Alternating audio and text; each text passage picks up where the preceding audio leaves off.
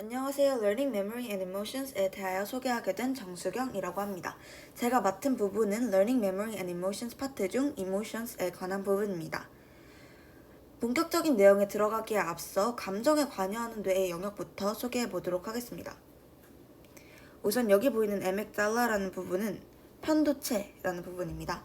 이미 감정에 관여한다고 잘 알려져 있는 부분입니다. 또 이쪽 부분에 있는 히포캠퍼스는 헤마라고 해서 보통 기억에 관여한다고 알려져 있는 뇌의 부분입니다.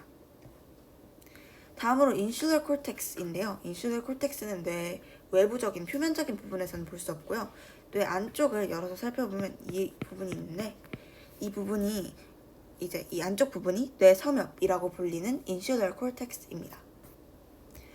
다음 부분은 프리프론탈 콜텍스인데요. 이 부분이죠. 이 부분은 전전두엽이라고 하는 부분인데요. 이 부분 역시 감정에 관여하는 뇌의 영역 중 일부라고 보시면 되겠습니다. 그리고 이 사진에서 보라색으로 표시되어 있는 약간 길같이 생긴 게 있어요.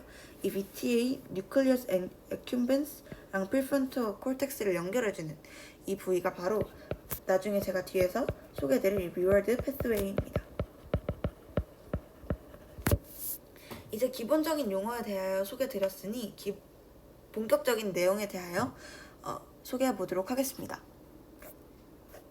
감정적 기억은 비선어적 기억의 일종입니다.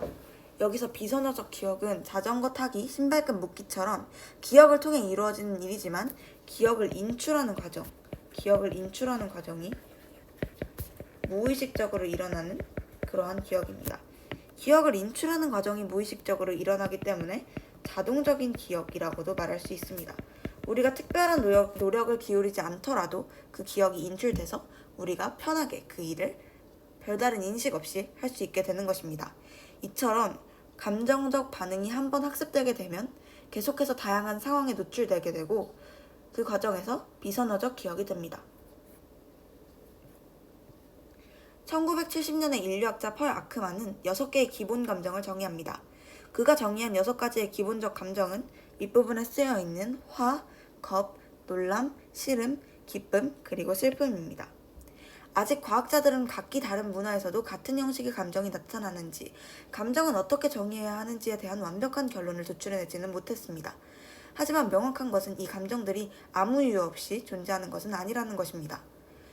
감정의 기능에는 물론 여러 가지가 있겠지만 그 중 하나는 우리를 보호해주는 역할입니다. 이렇게 말을 하면 감이 잘 안 잡히는데 예를 한번 들어보도록 하겠습니다. 이 6개의 기본 감정 중에는 싫음이라는 감정이 있죠. 이 싫다는 감정은 그냥 존재하는 것이 아닙니다. 싫다는 감정은 우리가 상했거나 독이 있는 음식을 먹는 것으로부터 우리를 보호해줍니다. 또한 겁이라는 감정은 우리가 친구와 적을 구별하게 하고 사회적인 성과를 식별할 수 있게 해줍니다. 우리를 보호해주는 역할을 수행하는 감정에 관여하는 뇌의 기관에는 중뇌에 위치하고 있는 앞서 제가 그림에서 보여드린 편도체, 에믹달라, 그리고 중심회색질, 그리고 뇌섬엽이 있습니다. 구조적으로 보았을 때 전전두엽, 편도체, 그리고 뇌섬엽의 신경은 중심회색질로 돌출되어 있습니다. 그렇기 때문에 이 신경들이 서로 연결되어 있어 이 기관들이 서로 상호작용하여 우리의 감정에 관여할 수 있는 것입니다. 그렇다면 감정에 관여하는 뇌의 기관, 앞서 제가 말씀드린 편도체, 중심회색질, 그리고 뇌섬엽에 대하여 조금 더 자세히 소개해 보도록 하겠습니다. 먼저 편도체에 관한 설명은 빨간색으로 써보도록 하겠습니다. 이 편도체는요, 이미 감정에 관여한다고 잘 알려져 있는 기관이죠. 감정뿐만 아니라 감정적 행동, 그리고 감정적인 동기까지 모두 편도체과 관련된 일이라고 할 수 있습니다. 또한 뇌섬엽, 이 그림에 남는데요. 뇌섬엽은요,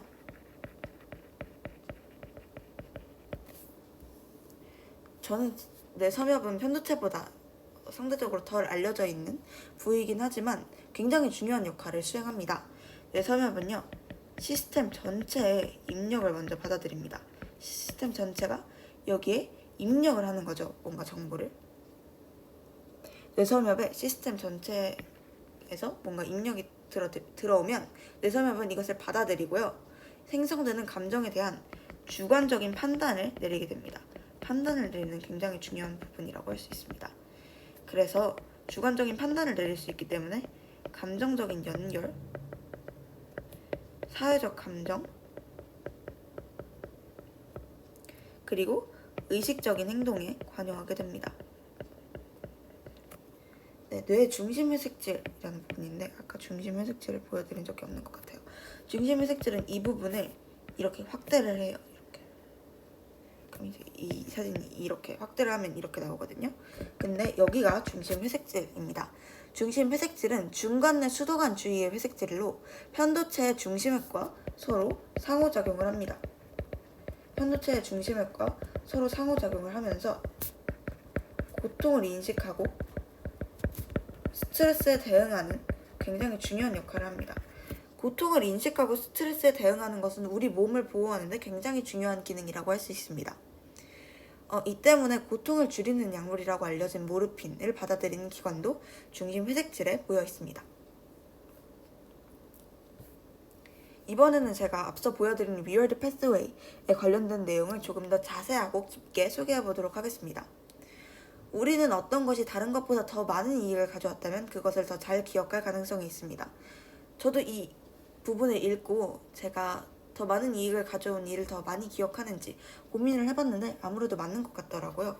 근데 그 이유에 대해서는 이제 깊게 생각을 해본 적이 없는데 그 이유는 도파민이 리워드 패스웨이에 있는 모든 시냅스를 자극하기 때문이라고 소개하고 있습니다.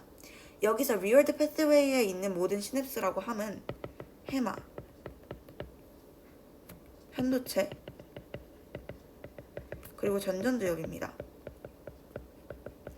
도파민이라고 하는 호르몬이 해마, 편도체, 전전두엽을 모두 자극하기 때문에 우리는 더 많은 이익을 가져온 일을 더 많이 기억하게 되는 것입니다. 여기서 Reward Pathway는 여기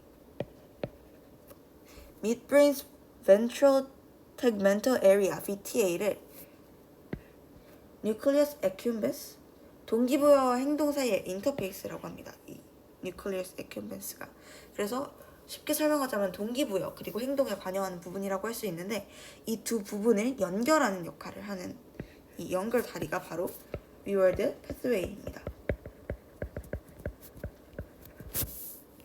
신기한 사실은 이익 그 자체, 그러니까 보상 그 자체보다 이익, 보상에 대한 기대가 더 큰 감정적 반응을 일으킨다는 것입니다. 그러니까 우리가 어떤 보상을 받았을 때보다 보상을 받을 수 있겠다라는 기대가 우리의 감정을 더 크게 자극한다는 것입니다. 보상에 대한 기대치만큼의 성과가 나왔다면 도파민은 더 분비되지 않습니다. 말하자면 도파민의 분비가 일정하다는 것이죠. 그러나 보상에 대한 기대치보다 더 좋은 성과가 나왔을 경우에 도파민의 분비는 증가합니다. 이에 반해 기대치보다 성과가 좋지 않았다면 도파민의 분비가 오히려 감소함을 확인할 수 있습니다. 네, 그래서 도파민의 분비는요, 실제로 나온 성과보다는 성과에 대한 기대의 영향을 더 크게 받는 것을 확인할 수 있습니다. 도파민의 분비에 대하여 조금 더 알아보자면 최근에는 도파민의 분비가 모두 동일한 것이 아니라 사람마다 다르다는 사실도 밝혀졌습니다. 예를 들어 어떤 사람의 뇌는 보상보다는 처벌에 더 민감하게 반응하는 것에 반해 어떤 사람은 반대로 보상에 더 민감하게 반응합니다.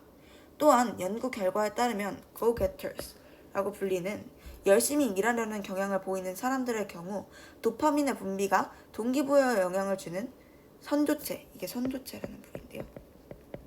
이 선조체는 동기부여, 보상인식을 포함한 인지의 여러 측면 조정과 관련된 일을 한다고 합니다.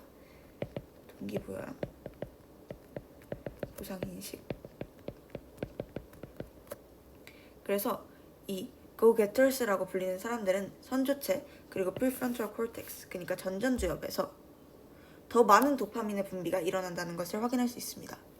그러니까 도파민이 선조체와 전전두엽, 동기부여를 관여하는 부분에 더 많은 도파민이 분비가 되게 된다면 사람들이 대체적으로 더 열심히 일하려는 경향을 보인다는 것입니다. 뇌의 리워드 시스템이 보상을 받을 수 있는 행동을 지향하고 벌을 받을 행동을 지향하도록 해주는 것과 달리 aberrant circuitry, 즉 비정상적인 회로는 사람이 부적절한 공격성을 띠게 하도록 하기도 합니다. 최근 연구 결과를 확인해보면 공격성은 뇌의 보상 시스템의 잘못된 반응으로 일어나기도 한다는 사실을 확인할 수 있습니다. 이에 대표적인 예시로는 lateral habenula라고 하는 질병이 있습니다.